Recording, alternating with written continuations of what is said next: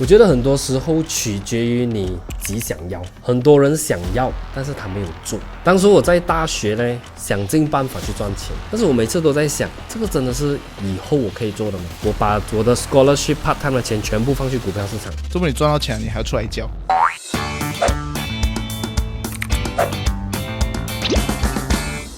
聊天聊地聊经济，投资交易变容易。欢迎来到生财之道。节目开始之前，记得点击订阅并打开你的小铃铛，这样我们随时更新的时候你都不会错过。今天我们谈论的话题呢，就是100万。这100万这个数目对很多来讲可能很大，有些人会觉得我可以达到这个目标。这样先，你应该不止100万了。现在过着我想要过的生活。想要过的生活，这个很广啊，这句话。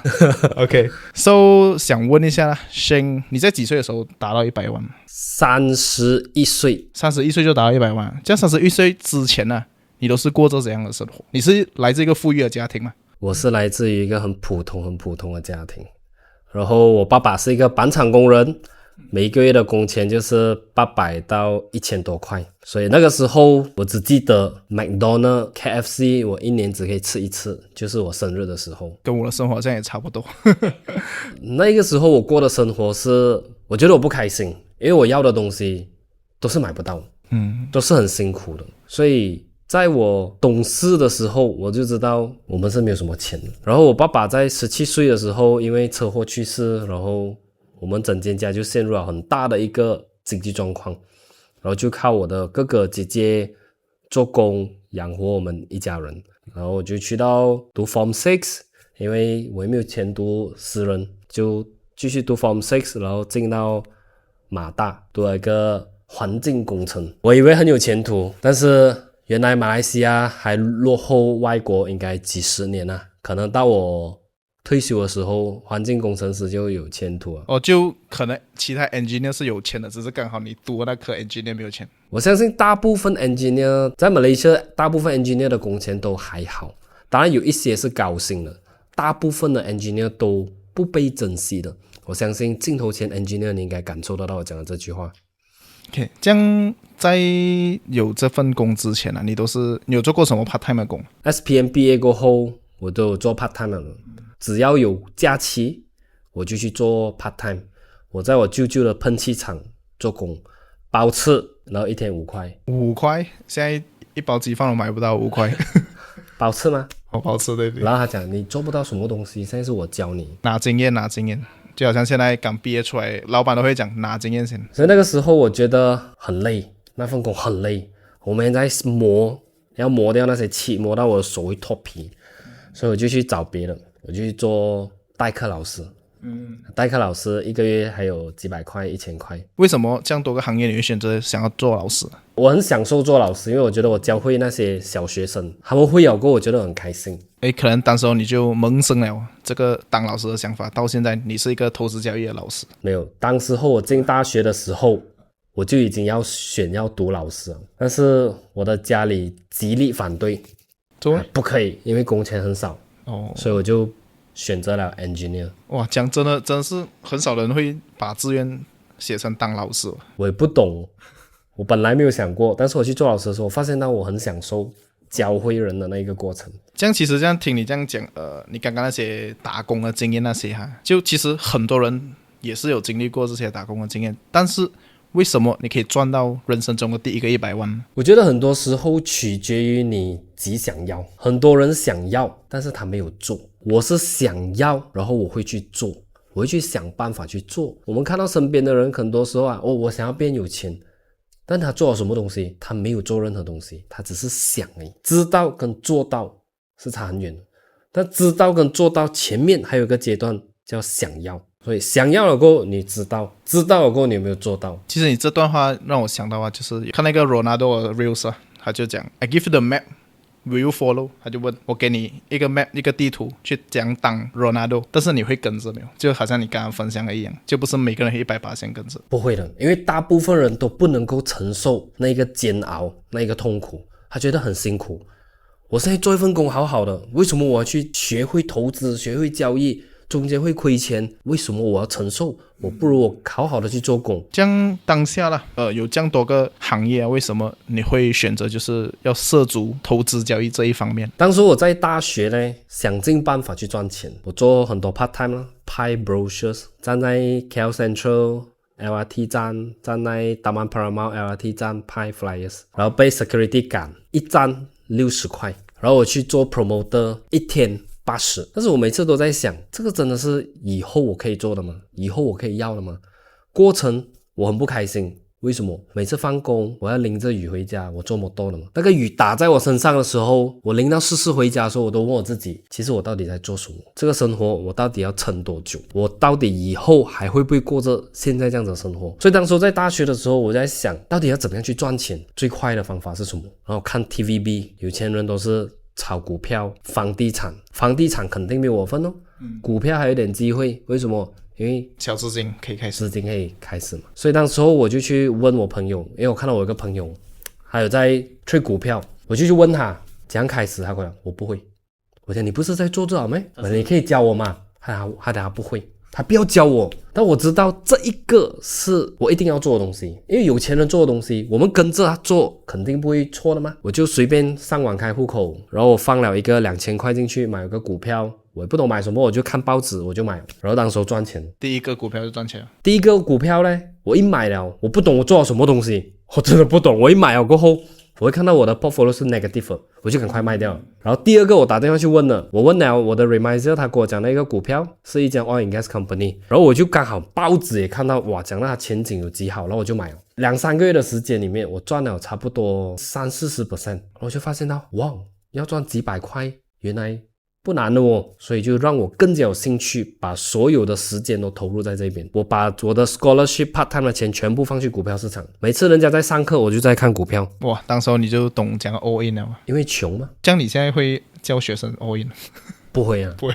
我不建议，因为我回想回以前我做的东西，我再想回，我觉得很恐怖。当时候我的想法是，反正我都穷了，最多我就是比现在再穷一点。但现在我回想起来，我觉得很恐怖。再失败，你就会跌入更加低谷。对，因为不是每一个人可以承受这样子的痛。在有些人也是可能会觉得 shame， 他就是幸运的那个咯，他就是赚钱的那个咯。但是你没有看他之前他在达到这个成就的时候，他所经历过的困难啊那些。你之前一定有亏过大钱哦，应该。我一开始做交易的时候，我不懂我做什么东西，我就乱买乱卖，每次打电话听人家讲。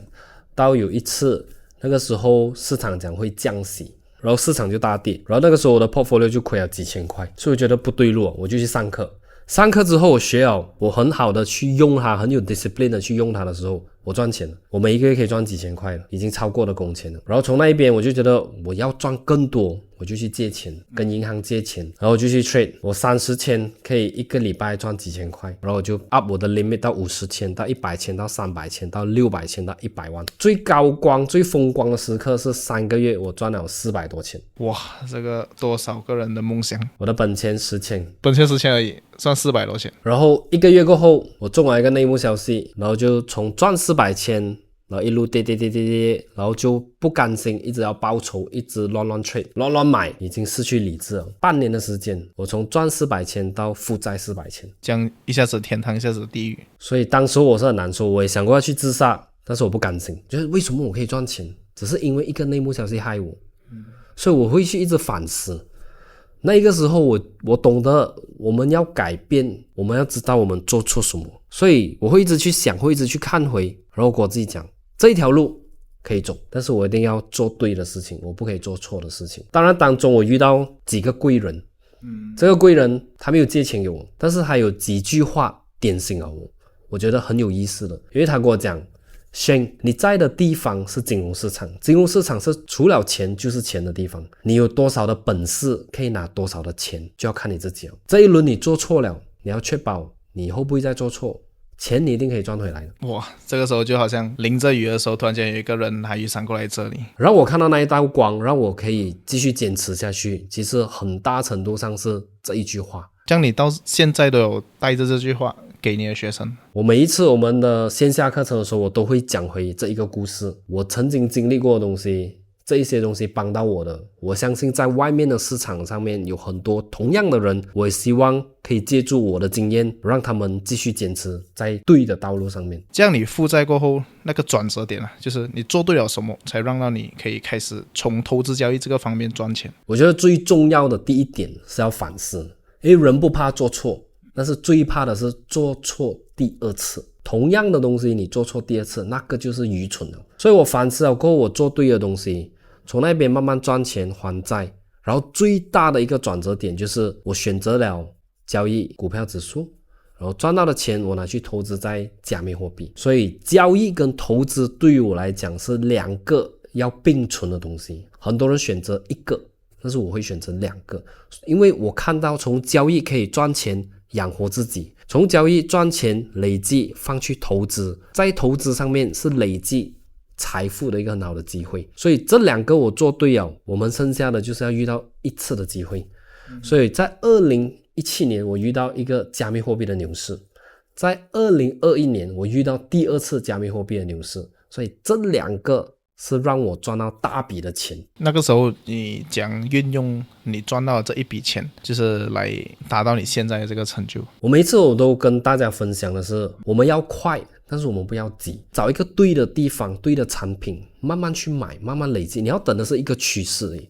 所以在2017年我抓到一个趋势，我用60千赚了600千。当然我没有把全部 withdraw 出来，因为那个时候是我第一次接触到加密货币的牛市。在2020年我就知道这一个牛市很有可能又要再来了，所以从2019我的布局到2020到2021年，在2年的时间我省吃俭用，我没有任何的娱乐，我把我所有的钱都放在加密货币市场。我就对那个市场很有信心，因为我知道我做股票指数交易我可以赚到钱，我的 commitment 没有很高，所以我就把这些钱全部 invest 下去。所以2021年的 bull run 我用200千马币赚了接近400万。哇，差不多6个月的时间里面。这样现在这一轮 bull run 我相信大家还是很期待，你觉得 bull run 几时会来，还是已经来了？我觉得 bull run 已经开始了，因为我看到 Bitcoin 已经开了那一条路，剩下的是其他的加密货币有没有跟上，它不跟上就很不对了，因为那个逻辑是这样子，只是时间点几时我不懂，可能是最后的是3个月，或者是明年的3个月，所以就是 Q4、Quarter 4跟 Quarter 1已经是来了。哇，这样听到你这样讲，我相信很多人会开始 FOMO 啦。这样你有什么建议要给那些 FOMO 的人？我觉得你会你才可以进，你不会你进去你也是被割韭菜的。因为很多人看到可以赚钱他就冲进去，但是他不明白这个市场的底层逻辑。当你不懂得逻辑，你只会做韭菜。我买每一个的 coin 我都已经做好我几时要止损，我几时要卖，我都已经清楚在这一边了。但是很多人价位低的时候不敢买，价位更高的时候买更多，这个就是死路一条来的。所以当你不会的话，你宁愿不要投资。就我们遇到很多我们的学员，他因为不会，他就把钱交给别人管理，就是我们懂的 money game。他觉得哎呀我不会啦，我们做工没有时间，我把钱给别人管理。为什么你有时间工作，你却没有时间管理你工作之后得到的钱呢？你交给一个你不懂的是什么的东西，这个就是一个很大的矛盾了。真的，现在很多些什么懒人投资法 99% 都是 scam。 你学会了过后也是有懒人投资法的，就好像 ETF， 但是有一些人就连这一个都懒得学。然后很奇怪的一个现象，就曾经在网上看到，你会发现到有钱的人驾着 Rolls Royce 驾着跑车的人，他的钱却交给一个大 LRT 的人来管理。你有办法相信这些人吗？我印象很深刻的时候是在6年前，然后遇到一个 banker， 然后他在见着一个安迪，然后他就讲到市场极好又极好，可以赚多少又多少。那个女士的银行户口里面有200多万，然后那个 banker 就叫他放200万，200多万放200万，这我觉得很不应该。你要的是真的帮他赚钱，还是你要的是那个 commission， 你要的是 hit target？ 还有这样子的钱，我相信那个 banker 没有这样子的钱，但是那个 banker 可以 advise 你 all in， 就是我刚才讲的那句话，有钱人他的钱却交给一个大 LRT 的人。有一些人是对的人，但是大部分的人可能就是不对的人。有一个人可以叫你去 all in 投资的时候，那一个人的讲出来的话公信力，你就知道你要阿嘎一下。这样我们回到那100万的那个话题了，常常都会听到啊，如果我100万我就做么，这样这个100万呢，对于很多人来讲可能是遥不可及啊，在他们这个人生中，因为打工也不可能存到这个数目嘛。对于你来说100万象征的意义是什么？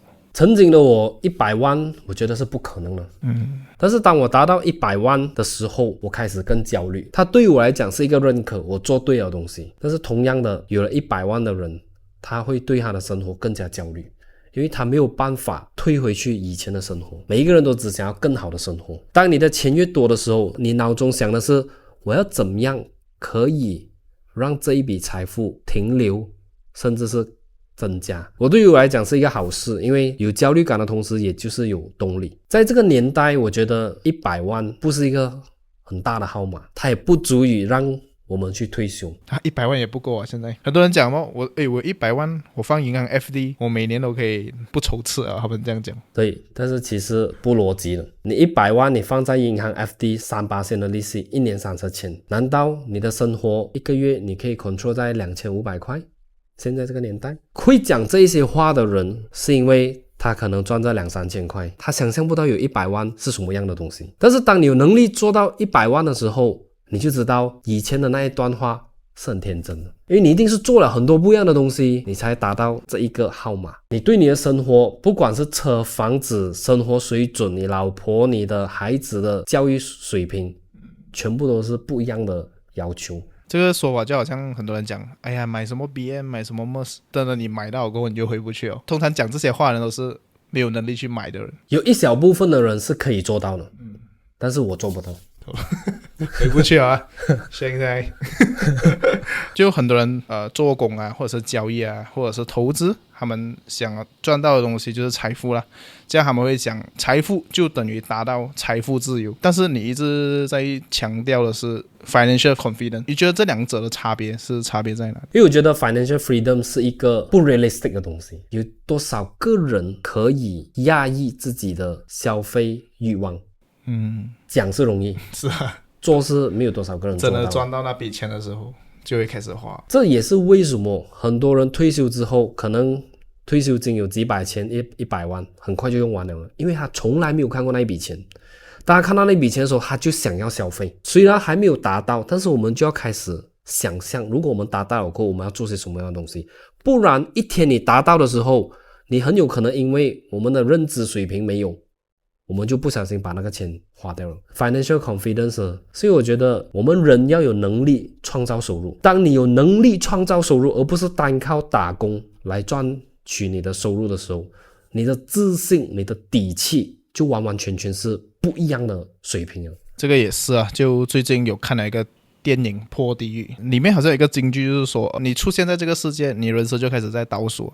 这样为什么你不要抓紧那个时间去享受这个世界的风景？这样最近我也是有看到你，就是你有带你的家人去杜拜啊，还有其他国家去旅行啊。在我什么都没有的时候，是我的老婆 support 我。她有一个很小的要求，也是一个很难达到的要求，就是她想要环游世界。这个目标很简单，也是很难做到，因为旅行就是要钱。当我做到了之后，当我有成绩之后，当我可以有办法在投资交易赚到钱，我要做给他要的东西。我的目标就是要帮助他达到他的目标。去旅行我也是很开心，因为我觉得旅行是可以给到我们很大的动力。当我有能力的时候，我会去远一点的地方，我不会在东南亚旅行，因为我觉得东南亚旅行你看来看去都是一样的东西，但你可以坐10多个小时的飞机去到，你看到的东西是完完全全不一样，才会打开你的眼界，打开你的格局。其实我也是看了这个电影，听了这段话才有了个启发。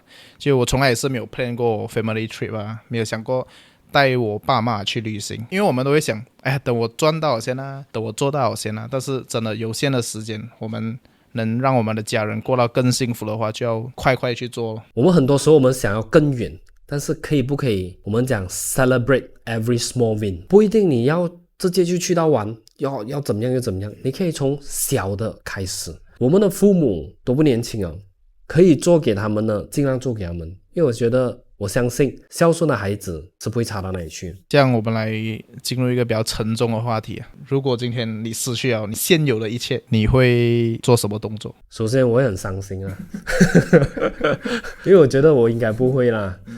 但是如果失去了所有的东西过后，第一个我会做的东西，找一个我喜欢做的东西，就是工作了。这一个工作一定是在投资交易这个行业，然后一定要可以赚钱，然后赚到的钱再拿去投资不一样的地方。比如讲现在的趋势很明显，加密货币、中国股票。那我要累积一笔财富，我不会急的，我就慢慢等那一次的趋势，那一次的机会给我赚到一大笔钱。我相信只要有知识，这一个知识是可以变现的话，我们不怕跌倒了。这个就是很多人讲周末就去上课，其实我们投资的就是投资自己，投资知识。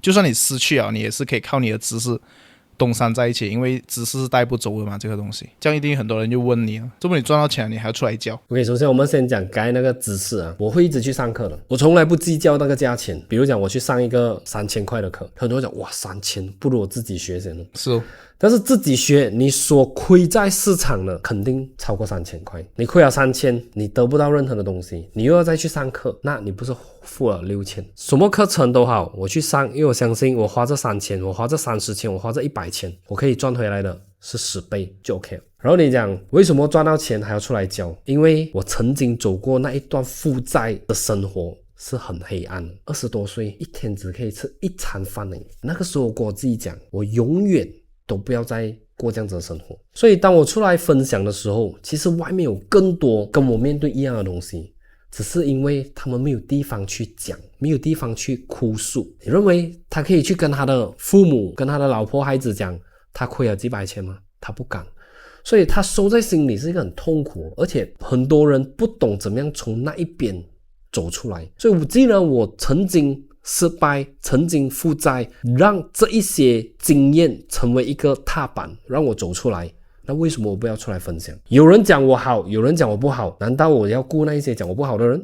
我一定是顾相信我的人。刚刚Shane也是有讲到一天才吃2餐，我觉得大部分人你们生活都过到比他当时候好啊，所以他能做到的话，我相信大家也是能做到，只是我们要跟有结果的人学。有结果这个字是对的。有些人问，怎么我要跟你学？怎么你有钱你还要出来教？难道你要跟一个没有钱的人学？你要跟一个没有结果的人学？不可能的。又好像有道理了这句话So 我们也是差不多 end 了。这样最后一个问题就是，你会不会觉得人人都要学习投资、学习交易？因为最近我也是有看到那个翁吉娃分享他的观点，他讲你怎样都是要投资的啊，就算你懒多好，你放一笔钱在那边，你给自己一个5年、10年，这样对于这个你的看法是什么？我很认同，因为 99.98% 的人从年轻到老，总会在某一个阶段他会开始接触投资，他会开始接触交易。如果你知道你总会遇到，你总会开始，为什么不是现在开始？在投资交易的时候，我们总会犯错，犯的错所亏的钱，你要等到50多岁才亏，还是你现在20多岁你就先犯掉那个错，先从中学习？人生其实就是要 take risk， 不然你将拿到更大的 reward。 So 今天的节目也到这里，然后谢谢 Shane 啦。然后如果你喜欢我们 video 的话，记得 like and share 这个 video， 记得订阅我们的 channel。然后如果你也是在这一条路上面 comment 一下，或者是你想要听到接下来有什么样的内容分享，也是 comment。我们下一期见，拜拜。